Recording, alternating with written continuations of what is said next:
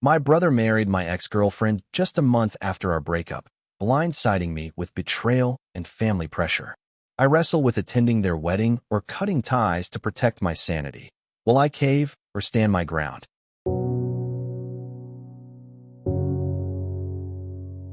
Hey everyone, my name's Oliver.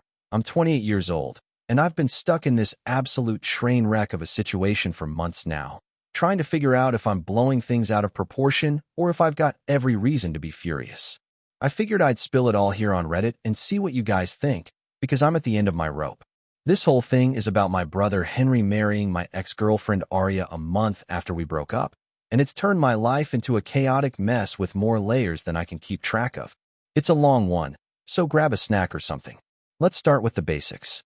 Aria and I were together for 3 years. We met at a buddy's backyard barbecue. Her flipping burgers like she was auditioning for a cooking show, me trying to dodge the smoke and failing miserably. She's 26, got this contagious laugh, and a way of making you feel like you're the only person in the room. I was hooked. We moved in together after a year, started dreaming up a future, maybe a little house with a porch, a dog running around, the works. I thought we were golden. But Aria's got this restless energy. She's impulsive, always chasing the next shiny thing, and sometimes I'd catch her staring off, like she was already halfway gone. I brushed it off. Love makes you stupid, right? My brother Henry's 29, and he's always been the star of the family. He's got this effortless charm, tall, broad shoulders, the kind of guy who walks into a room and owns it. Growing up, he was the one who'd ace every test while I was sweating over CS. He'd talk circles around our parents to get out of chores, and I'd just grumble and do them anyway. He's not a jerk, exactly, but he's got this selfish streak. Always has to come out on top. We'd scrap over dumb stuff as kids, like who got the bigger slice of pizza, but we were still close. At least, I thought so until this all went down. Aria met Henry through me. He dropped by our apartment uninvited. Classic Henry move. Crack open a beer and flop on the couch like he lived there. They'd get along fine, swapping dumb stories while I'd half listen, happy they weren't fighting. She'd giggle at his bad jokes. He'd razz her about burning dinner, and I'd think, cool, my family likes her. Never crossed my mind to worry. Aria's a people person, and Henry's a charmer, seemed harmless. Looking back, I was an idiot. The breakup with Aria hit me 8 months ago. It wasn't some explosive fight, just this slow, painful drift. She started pulling away, canceling plans, saying she needed space or time to think. I tried to talk, but she'd shut down, eyes anywhere but on me. One night, she sat me down on our lumpy couch, the one we'd picked out together at a thrift store, and said it was over. She still cared about me, she said, but it wasn't working. No real explanation, just that vague crap that leaves you replaying every moment, wondering where you screwed up. I didn't yell or beg. I just grabbed a duffel bag and crashed at my friend Zoe's place. Zoe's 25, my college buddy, and the kind of person who'll let you ramble about your heartbreak over a greasy pizza until 2 a.m. She said Aria didn't deserve me, that I'd bounce back. I clung to that like a lifeline. Here's where it gets insane. A month later, 30 days, tops, I get a call from my mom. She's all bubbly, saying Henry's got big news and I need to come over for dinner. I drag myself to my parents' house, still a little raw, expecting maybe he got a promotion or something. Instead, I walk in, and there's Henry and Aria at the kitchen table, wooden, scratched up from years of family dinners, grinning like they just hit the jackpot. Henry announces they're engaged. Engaged. I freeze, fork dangling over my plate of meatloaf, while my brain short-circuits. Mom's cooing about how sweet it is, Dad's nodding like it's normal, and Aria's staring at her hands while Henry blabs about their crazy fast love story. They're tying the knot in a few weeks. I mutter something about needing air and stumble out to the porch, the screen door slamming behind me. That night, I call Zoe from my car, parked in her driveway under a flickering streetlight, and dump the whole thing on her. She's stunned. Your brother? With Aria? That's some next-level betrayal, she says, her voice crackling through my shitty phone speaker. She asks if I've talked to Henry, but I haven't. I'm too mad, too confused. The next day, I text him, "What the hell, man?" He calls back, all breezy, saying I don't own Aria and I should be stoked for them. He claims they got close after the breakup. She needed someone to talk to, and he was there. Says it only turned into something after we split. I ask how long he'd been eyeing her, and he laughs it off, swearing it was all above board. I don't believe him. A month's too quick, and Henry's got a history of bending the truth, like when he borrowed my bike as a kid and sold it for cash. The fallout's been brutal. My parents are all in. Mom's framing it like some rom-com.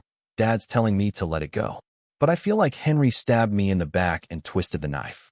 Area's gone radio silent, except for one awkward moment at the corner store. I'm grabbing milk, she's in the cereal aisle, and she gives me this weak smile, says, "We've all got to move on, right?" before darting off. Move on? She moved on to my brother. Meanwhile, Henry's pushing me to be his best man. I tell him no way, and he flips, calling me selfish, saying I'm wrecking his happiness. Mom jumps in, saying I'm making it harder on everyone by holding on to bitterness. Dad just shrugs, but I can see he thinks I should cave. Then there's Zoe. She's been my anchor, but now she's tangled up in it too. She's dating Mark, 27, a laid-back guy who's known Henry since high school. Mark's been getting on her case, saying I need to get over it and show up to the wedding. He thinks it's no big deal, just family stuff, but Zoe's not having it. She's been snapping back, saying it's messed up. It's straining them bad. She told me last week Mark's been pulling away, hinting he might not stick around if she keeps siding with me. I feel awful. She's stuck picking between me and her relationship, and I never wanted that. She insists she's got my back, but I can see the stress in her eyes when we hang out at her cluttered apartment, surrounded by half-dead plants and stacks of books. Work's another casualty. I'm a mechanic, usually steady with my hands, but lately I'm a mess. My garage is all fluorescent lights and oil stains, and I used to love the hum of engines. Kept me grounded. Now I'm distracted, replaying everything. Did Henry flirt with her at our place? Was Aria checking out while we were still together? Last week, I over-tightened a lug nut, cracked a rim, and my boss reamed me out in front of the crew. Can't afford to lose this job, but I can't get my head straight. The wedding's next weekend, and I'm drowning in it. Henry's texting nonstop, saying it'd mean the world if I came, that it'd patch things up. Aria sent me one message. "I'm sorry it went down like this, Ollie. Hope you'll be there." That nickname, it's like a gut punch, dragging me back to lazy Sundays on our old couch, her head on my shoulder. I haven't answered. Zoe says skip it, it'll just tear me up more. But if I don't go, am I the petty one, handing them ammo to say I'm the problem? It's not just them, there's more piling on. My cousin Emma, 23, is stirring the pot. She's a chatterbox, always in everyone's business, and she swears she saw Henry and Aria cozying up at a diner months before the breakup. Her with her wild curls bouncing as she leans in to whisper, him laughing too loud. She's dramatic, so I don't know if it's legit, but it's gnawing at me. I keep replaying the past, like that time Henry crashed our movie night, sprawled across our rug, joking about stealing Aria away. I laughed then. Now it's a splinter in my brain. Back in high school, Henry pulled something similar. I was dating this girl, Jess, for a few months, first real thing I had. Henry swooped in after we split, took her to prom a week later. Said it was no big deal, but it stung. Felt like he was flexing, showing he could take what was mine. Mom brushed it off, said boys will be boys. I let it go, figured we'd outgrow that crap. Guess I was wrong. Henry's all over social media now. Pics of him and Aria at the venue, a rustic barn with string lights, her in a white dress that's too perfect. I blocked him, but it seeps through, friends asking why I'm not excited, one guy saying, "She's still in the fam, dude." I nearly smashed my phone. My apartment's a war zone, grease-stained jeans on the floor, dishes stacked in the sink, air thick with stale takeout. Zoe came over, forced me to clear a spot on the couch, said I'm spiraling. She's right. I've been cracking beers too early, scrolling Reddit late, hunting for stories like mine to feel less alone. The speed of it haunts me. A month. Zoe says it's shady. Nobody falls that fast unless something's brewing. Were they plotting while I was still begging Aria to talk? I dug through old texts, found one from Henry, way back, saying, "You don't deserve her, bro." Thought it was a jab. Now it's a neon sign I ignored. So here I am. Wedding's days away, and I'm a wreck. If I go, I might lose it, snap at Henry, glare through the vows, ruin that barn's cozy vibe. If I don't, I'm the ass who ditched his brother, and Mom will guilt me till I'm gray. Henry's still my blood, even if he's a jackass, and Aria, God, I hate how she's still under my skin. Am I the one screwing up here? Or is this whole thing a slap in the face I don't have to take? Thanks for sticking through this. Any thoughts? Thank you for tuning in. I hope you enjoyed the story. Don't forget to subscribe and hit the notification bell so you never miss our daily updates.